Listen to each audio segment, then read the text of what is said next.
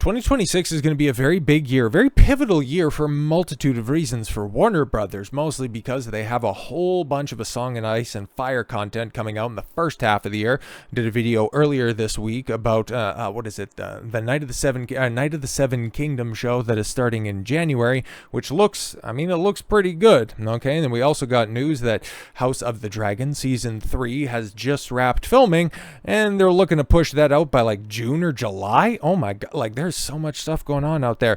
And then you've got the Paramount deal that's in the works as well. But of course, when it comes out, the biggest show on the face of the earth, whenever it does release, which probably should be about this time next year, okay, the Harry Potter show, well, we know that it's filming right now, okay, and it has been for, God, the past couple of months, and they are filming seasons 1 and 2 back to back. I think it's just seasons 1 and 2. I think probably because of labor laws and stuff like that, they can't get away with, just cranking out the first 3 seasons. The kids have to go to school after all. But now we're starting to get some set leaks, some set pictures, and honestly, I'm kind of liking what I'm seeing. It's just interesting, right? Because obviously, you've been taking a look at the picture that's right there, the first photo of John Lithgow as a Dumbledore, and he looks like that old Richard Harris Dumbledore from the first couple of movies, okay? Probably a little bit more sturdy than he was, but not quite built the same way that Michael Gambon's version was. Yeah, man, it looks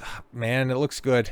But in early October of 2025, images surfaced of John Lithgow in costume as Albus Dumbledore on set of HBO's Harry Potter television adaptation. The first set photos show him in full regalia, the long white beard, half-moon spectacles, and flowing robes, and a palette leaning toward blues. One of the more discussed images placed on him on the windswept beach, which observers noted it does not correspond with any scenes in Harry Potter and the Sorcerer's Stone. Yeah, because that was another thing, right? Because that's just kind of a zoomed-in picture, because obviously this was somebody who was, probably right at the edge of filming, pressed up against the fence or something like that in order to get these early shots. It's just, why is he down on the beach? That don't make no sense. Like if they were filming for, Half-Blood Prince or something like that, where, him and Harry are running around looking for Horcruxes, that would make a little bit more sense. Or even, hell, Order of the Phoenix, right? Where you got that sea game that they were doing.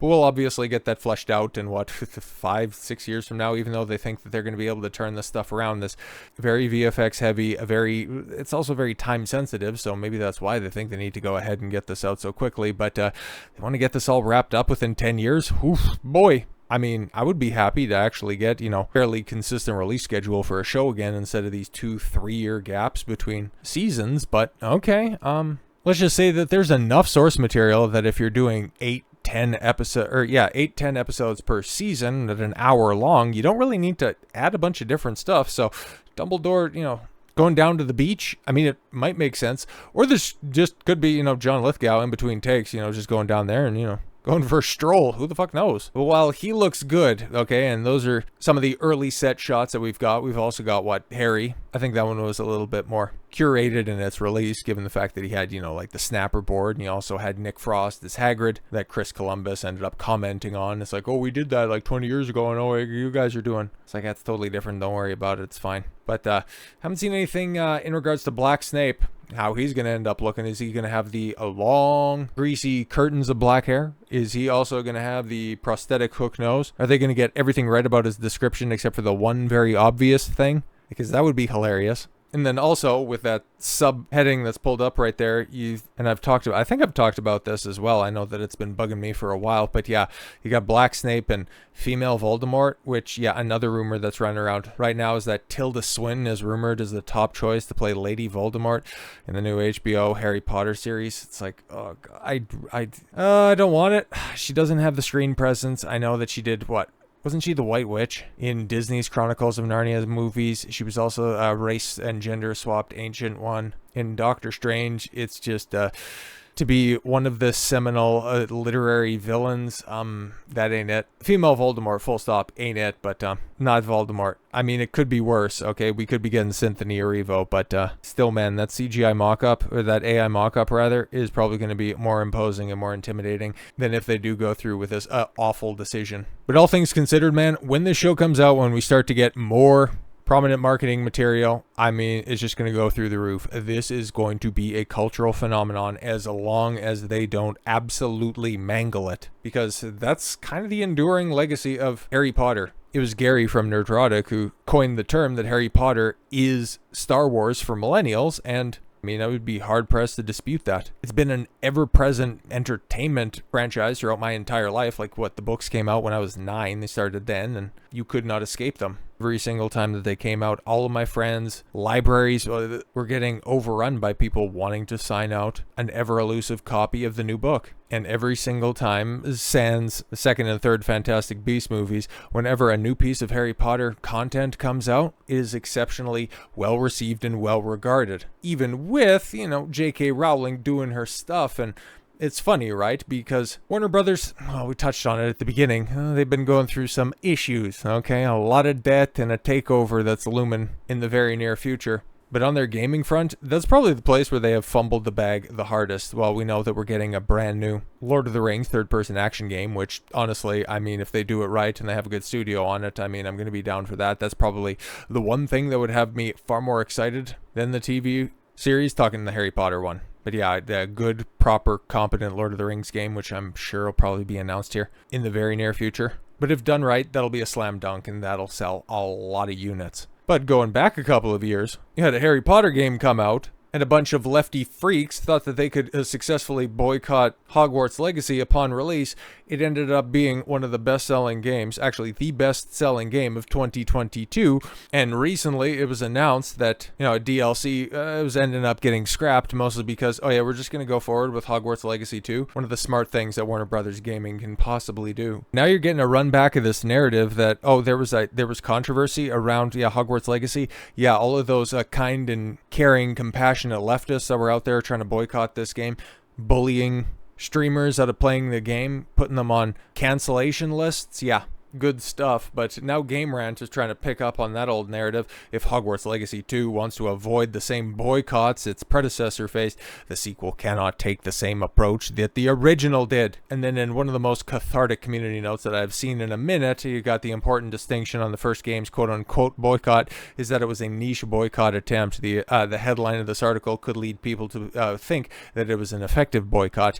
The total sales for Hogwarts Legacy as of March 2025 is estimated to be 35 million copies. Yeah, good boycott you have over there, and that's why, okay? That's why if the marketing around the Harry Potter show, it focuses on John Lithgow's Dumbledore, it focuses on the quite good casting for the trinity of characters with Nick Frost's Hagrid, and then it keeps Black Snape a little bit pulled back. It tries to hide female Voldemort if they go in that direction for as long as they can. Until the end of the first season. Don't want to get into too many spoilers if you don't know. And if they do all of that stuff, if they lean into the obvious W that they set up for themselves, you've easily got tens of millions of viewers. I'm not even joking. Because for as loud as those freaks on social media are and their hatred of JK Rowling, long story short, like her controversy, her boycott, doesn't really translate to real life, because you got Keira Knightley out here claims that she was not aware of JK Rowling controversy before joining the Harry Potter audiobook series that's going to be happening within the next, that's in a little while, the big audio drama that's going to be taking place. That'll be interesting. I'd be interested to check that out. But yeah, this just goes to show you somebody who does have a touch of feminism in her blood in the form of Keira Knightley. I've talked about her before in her revisionist history about the Pirates franchise. But if she was like, I didn't even know that there was something up with JK Rowling, kind of lets you know that a bunch of this stuff is just specifically online nonsense. When Keira Knightley told Decider that she was not aware of the JK Rowling gender politics controversies before signing on to play Professor Umbridge. Oh, okay. Yeah, that makes sense. And Audible's new Harry Potter, the full cast audio editions, it raised more than a few eyebrows. After all, Rowling's public feud with gender activists has been one of the more heavily covered celebrity controversies over the past 5 years. Yeah, but here's the thing. It can be covered online, but not really translate to real life. I know this is something that I've been saying for a while, because I think that it's very true for the people that want to say, that's just online. But here's the thing, everybody's online. But when it comes to certain issues, some things aren't as big as you would like them to be. And JK Rowling's other shit takes, but the one that's somewhat agreeable is highly controversial. I mean, that's probably one of the, at this point in time, it's one of the clearest exceptions to the rule that the internet is not real life. I think we're all living in a period of time right now where we're all going to have to figure out how we live together, aren't we? Knightley said. And we've all got very different opinions. I hope that we can all find respect. Oh, wow. And that's interesting because that's the new line. Even if she didn't know about the controversy, that's just kind of how people are approaching people who would be on the other side, who would be on the boycott side. I'm not saying that Knightley is and ever has been at any point in time, but that's the approach that they're taking, and especially with JK Rowling, and especially in regards to the Harry Potter TV series. It's like, yeah, I might not agree with her. Nick Frost is a perfect example. Yeah, I don't quite agree with her, but yeah, I really want to be a part of the show because it's going to be fucking massive and the paychecks are going to be endless. So yeah, it's going to set me up for the rest of my life. So yeah, I might diametrically disagree with her, but you know, we can all find common ground after all. In the same interview, Knightley expressed that she was very sorry to hear about the boycott movement against all things Harry Potter, a movement, yes, born after Rowling's 2020 essay defending biological definitions of sex and calling out what she viewed as the erosion of female spaces. But the bigger question is, how could anyone, especially someone as involved in Hollywood bubble as Keira Knightley, not know about it? Mostly because, I think you kind of illustrated it yourself. A lot of Hollywood people live in a bubble, perfectly curated to their own cares, wants, needs, and desires, and give a shit about nothing else. And so, yeah, that's my takeaway. Oh, I didn't hear about that. Yeah, because we kind of got that affirmed back in early 2023 with the release of Hogwarts Legacy. All of that stuff that JK Rowling is like literally Hitler, guys, doesn't really translate to real life, and in fact is as fucking cringe as Black Snape or female Voldemort. So with all that said, thank you all very much for the gift of your time. I've been Don Consuelo. I want you to follow your gut and get after it. Take care, everyone.